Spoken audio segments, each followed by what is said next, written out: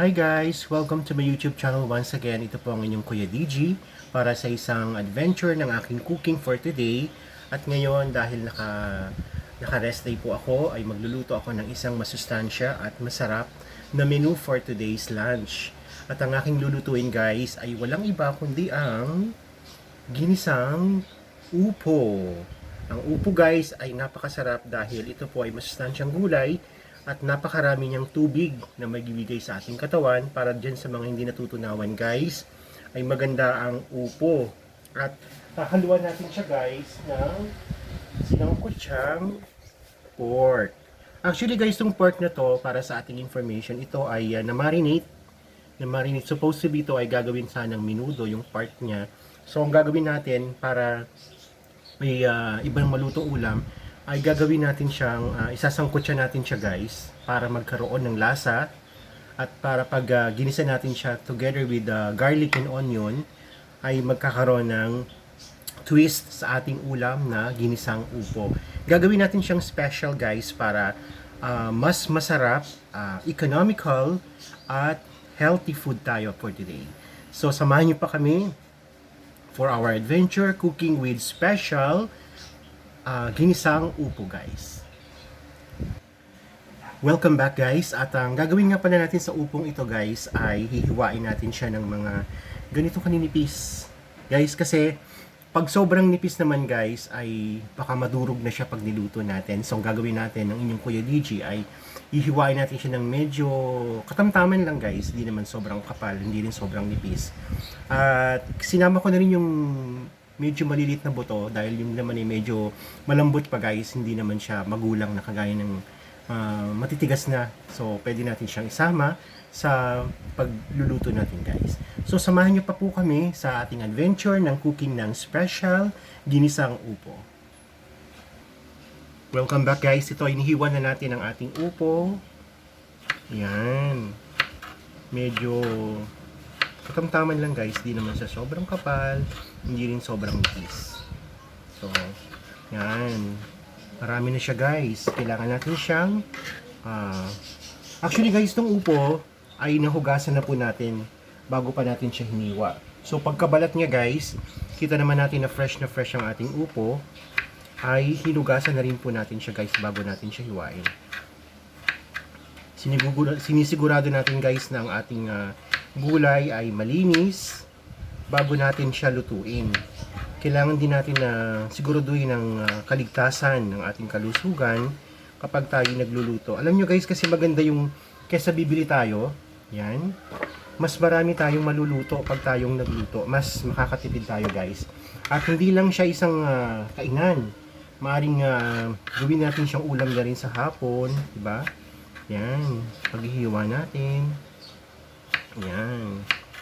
Iwas-iwas sa kamay, baka matalas ang kutsilyo natin, although medyo maliit lang siya, pero matalas siya guys. Yan.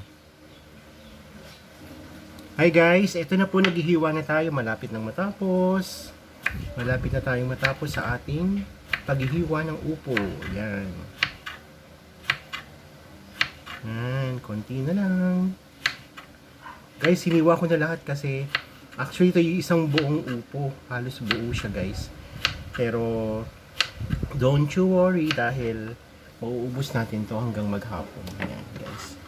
At gagawin natin siyang napaka-special para tayo ay mabusog. Ano guys? Samahan niyo pa po kami. At ngayon naman guys ay ang ating sibuyas. So babalatan muna natin siya. Then afterwards ay hihiwain natin siya ulit. Yan guys, hinihiwa na natin ang ating sibuyas. Yan. So, nahiwa na natin siya. After guys ng sibuyas, bawang naman ang ating hihiwain. Hi guys, welcome back. Andito na tayo sa aming munting kusina na ayan. Ito yung ating munting kusina. So makikita natin yung aking mga ingredients na gagamitin. Ayan, yan sila. So ito yung baboy na ating ihalo nasasangkutsahin natin mamaya yung ating bawang, sibuyas, mantika, of course, at ang gulay nating upo. Welcome back guys, at sa kasalukuyan guys kasi niluluto pa natin o pinaiinin pa natin ang ating sinaing. Ayan. So, para makita po ninyo, ayan ang aking sinaing. At napakaganda ng pagkakasaing guys. Talagang pinagbuhusan ng matinding effort. So guys, mahirap din pala maging kusinero, pero para sa ating mga followers at sa ating mga viewers ay sana matutunan niyo kahit paano yung nag-e-effort tayo sa pagluluto. Kasi mas masarap talaga at mas makakatipid tayo guys once na tayo ay nagluluto, di ba? Kasi kapag nagluluto tayo, less gastos at sure tayo na malinis yung ating kakainin at healthy food po. Kaya kumbaga mapapasarap pa natin siya, mai-enhance pa natin yung lasa ng ating lutuin once na tayo ang nagluto guys. So tamang alat, hindi siya masyadong mapait or matamis, at mapapaganda natin yung ating pagluluto. So far guys, antayin lang natin medyo mainin yung kanin natin para masimulan na natin ang ating pagluluto ng ating special gisadong upo. Welcome back guys. Ayan, luto na ang ating sinaing. So, mag-start na tayong magsangkot siya ng ating isasahog. Kasi guys, kailangan ay may isangkot siya natin siya. Guys, ito yung panghuling rekado natin ay ang Knorr pork cubes. Baliktad. Knorr pork cubes. Baka naman, Knorr. Ayan. So, para dagdag sarap din siya guys, kailangan natin lagyan ng Knorr pork cubes. At of course, lalagyan natin ng konting twist ng pepper. So, guys, hindi lahat 'to lalagay ko for your info. Maglalagay lang tayo siguro ng mga dalawa, ganyan, para magkaroon ng twist ng konting spicy, di ba? Para pampagana rin, guys. Hi guys, welcome back. Ito ang ating huling ingredients na ilalagay natin ay ang kamatis. So guys, fresh na fresh ang ating tomatoes. Kaya masarap siya guys kapag medyo konting maasim-asim. So ilalagay natin siya after nating nagisa lahat ng bawang sibuyas, then kamatis, then yung baboy at itself, at saka yung ating pinakaupo. So guys, pinapainit lang natin yung mantika. Yan. Yan. Kasi kailangan mainit yung mantika natin guys para malutong maigi yung ating pork. Kailangan kasi guys sangkutsahin natin siya para maluto talaga siya. Pero guys, yung ating pork ay kasim kaya hindi siya matigas. So 100% guaranteed siya na malambot. At siya ay na-marinate na guys. Gaya ng nasabi ko kanina, minarinate siya last Saturday pa. So talagang totally kagat na ang lasa ng pagmamarinate sa kanya. So antayin natin kung medyo mainit yung kawali natin. Ayan. Konting tisa lang guys at mag-uumpisa na tayong magkisa ng ating special upo for today. Welcome back guys. Ayan, mainit na ang ating mantika, kaya igigisa na natin ang ating bawang. So ihulog ko na ang ating garlic. Ayan, hulog ko na siya ha. Ayan. Ayan, igisa-gisa na natin siya. Igisa-gisa. Bango guys, kung naamoy nilang yung amoy ng bawang ay... Pero guys, hindi natin susunugin ang garlic natin kasi papait siya guys kapag nasunog. So, after yung bawang natin, ay ihuhulog naman natin ang ating onion. Ayan. Ayan. Ayan. Ang ating onion. Ayan, bisa-bisa. Medyo hinaan lang natin guys. Ayan, hina naman. So, after nyan, gigisa na natin ang ating kamatis. Ayan.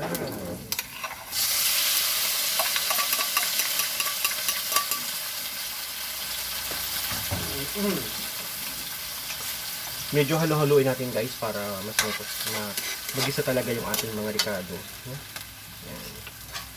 Ayan.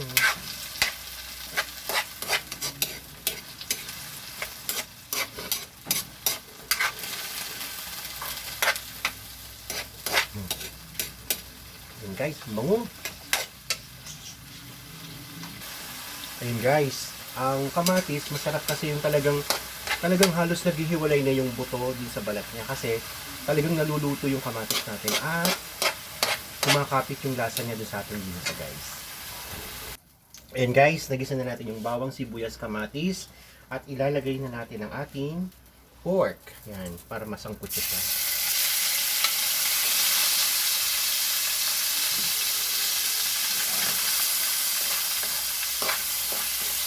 And then, isangkot na naman ang ating pork slices. Yan.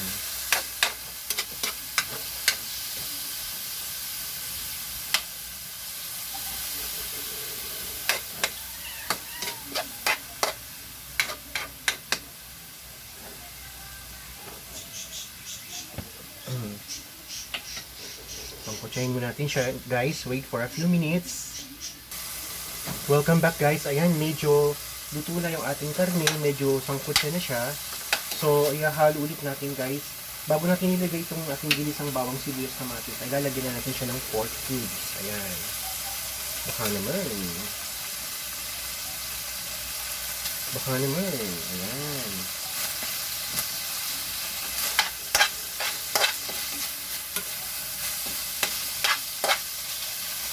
Ayan, guys.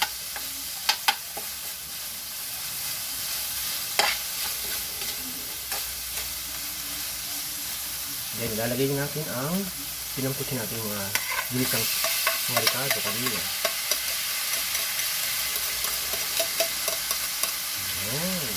Bango, guys. Umaamoy nyo lang, guys. Napakabango ng ating niluluto. Ayan. Halo-halo na siya dyan. Ayan. Guys. Tapos, titimplahan natin siya ng konting patis. Guys, konti lang ha. Huwag masyadong marami. Dahil kapag umalat to, guys, hindi na siya masarap.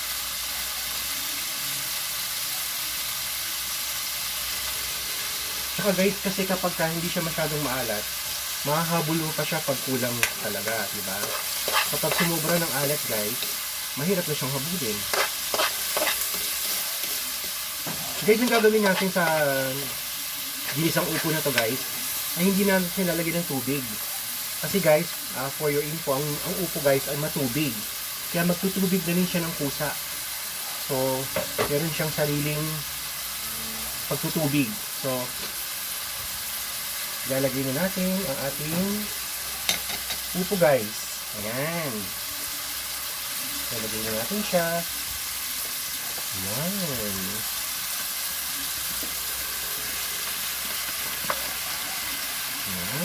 Dami. Pasyo naman siya guys.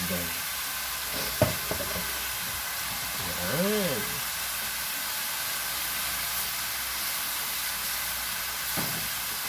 Halo-halo na siya sa kawali guys. Ating sinangkot ang baboy, yung bawang sibuyas kamatis, yung pork cubes. Antay na lang natin siya guys magtubig na kusa.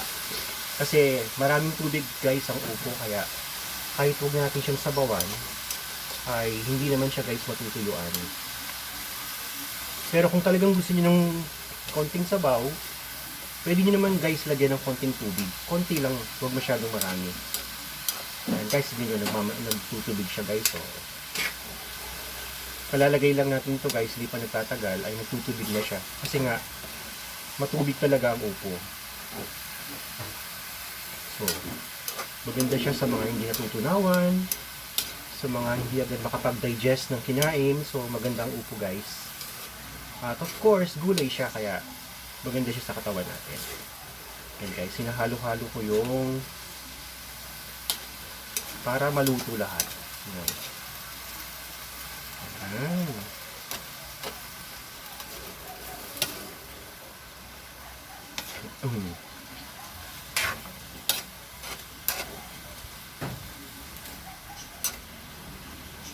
Guys, ang panghuli natin ilalagay ay ang paminta. So, ito yung pamintang durog guys. So, ang reason bakit lalagyan ng paminta, dahil may twist kasi guys kapag pamintang nilagay natin. So, twist meaning may konting spicy, kaya may konting pampagana, di ba? Pampamaanghang. Ayan. Lagyan natin siya, guys. Ayan. Nalagay ko na. Mga dalawa, guys, para talagang malasahan natin. Yan. Mga dalawa, guys. Ayan. So, pahalu-haluin ulit natin siya para mamix yung lasa niya doon sa gulay.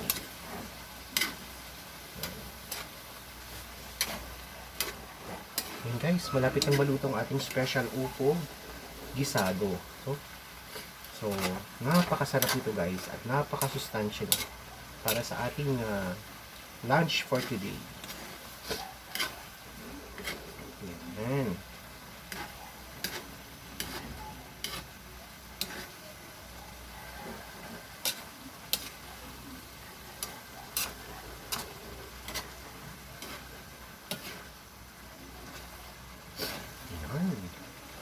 Kita nyo, guys, nagtubig siya, oh.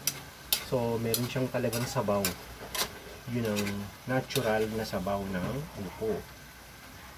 Yan.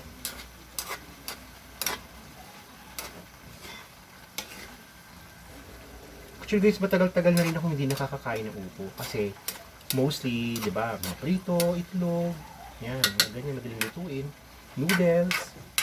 So, paminsan-minsan, guys, talaga, at least kahit tayo, hindi naman masarap ang ating mga kinakain na puro karne.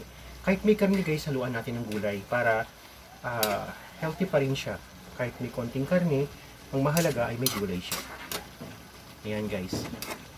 May twist na ng sabaw yung ating special upo. So, antayin na lang natin siya, guys, na umiga yung sabaw. Talagang maluto siya, guys. Tatakpan lang natin. So mamaya, guys, kakain na tayo, ay serve na natin siya sa lamesa. At ito ay napakadami. Tingnan nyo kung bumili tayo. Kung tayo bumili ng lutong ulam, guys, ay kokonti lang, 60 pesos, 50 pesos, ilang kainan lang yun. Baka wala pang isang araw ubos na natin yan. Pero ito, guys, napakadami. At sigurado kayo na malinis ang ating pagkain. Welcome back, guys. Ito na, luto na ang ating special na upo gisado. Ayan. Luto na siya, guys. Medyo nagsabaw siya, gaya nga ng sabi ko sa inyo kanina, dahil ang upo ay matubig at iginisa natin. So, kung siya ay naluto, nagsabaw siya, guys. Pero andun pa rin yung enhance ng lasa niya, yung ginisa natin, yung bawang sibuyas, kamatis, nilagyan natin ng pork cubes, at meron tayong gisadong baboy o yung sangkutsadong baboy, at saka meron siyang paminta. So, talagang medyo matatakam tayo, guys. Ang ulam natin for today ay nakatipid na tayo at sigurado pa tayong sustansya, guys. So, yan. Till next time, guys, sana ay meron kayong natutunan sa aking maikling video. Maikli, guys, pero ilang minuto, no? Dahil tayo ay talagang nagtatry na magluto ng ating own recipe. So, lahat tayo kasi, guys, may kanya-kanyang version. So, ito yung version ko ng ating upo gisado special, dahil niluto to para sa special someone, kaaking habibi, dahil kakain na kami ng lunch mamaya. And don't forget to like and share po ang lahat ng aking mga videos regarding health, beauty, cooking, adventure, advices, at marami pang iba. So guys, sana ay kapulutan ninyo ng konting informasyon regarding sa special ginisang upo with twist ng ating spices. Till next time, don't forget to like, share, and subscribe to my YouTube channel. Till next time, always keep on smiling and put hope in your heart. And God bless po sa inyong lahat. Ang itong inyong Kuya DG. Till next time.